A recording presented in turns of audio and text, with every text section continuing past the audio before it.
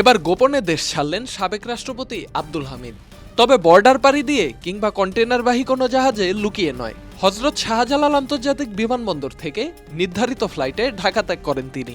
আওয়ামী লীগ সরকার পতনের 9 মাস পর দেশ ছাড়লেন সাবেক এই রাষ্ট্রপতি। বিমানবন্দর সূত্র জানায়, আব্দুল হামিদের বিদেশ যাত্রায় কোনো নিষেধাজ্ঞা ছিল না। চিকিৎসার প্রয়োজনে তিনি থাইল্যান্ড গেছেন। সঙ্গে ছিলেন তার এক ছেলে ও শ্যালক। পরিবারের দাবি, দেশীয় চিকিৎসকদের পরামর্শেই তিনি বিদেশ যাচ্ছেন। গণমাধ্যমের তথ্য অনুযায়ী গতকাল রাত 11টার দিকে বিমানবন্দরে পৌঁছান তিনি। এরপর নিয়ম অনুযায়ী ইমিগ্রেশন প্রক্রিয়া শেষ করেন এবং যাত্রার অনুমতি পান।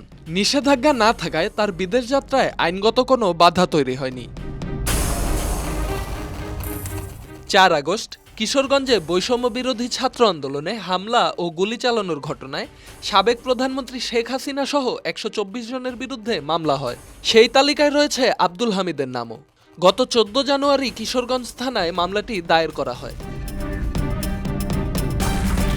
2013 সালের 24 এপ্রিল দেশের 20তম রাষ্ট্রপতি হিসেবে শপথ নেন আব্দুল হামিদ। এরপর 2018 সালের 24 এপ্রিল দ্বিতীয়বার রাষ্ট্রপতির দায়িত্ব নেন তিনি। মেয়াদ শেষে বঙ্গভবন ত্যাগ করে রাজধানীর নিকুঞ্জের নিজ বাসায় উঠেছিলেন সাবেক এই রাষ্ট্রপতি। Dhaka express, desk report.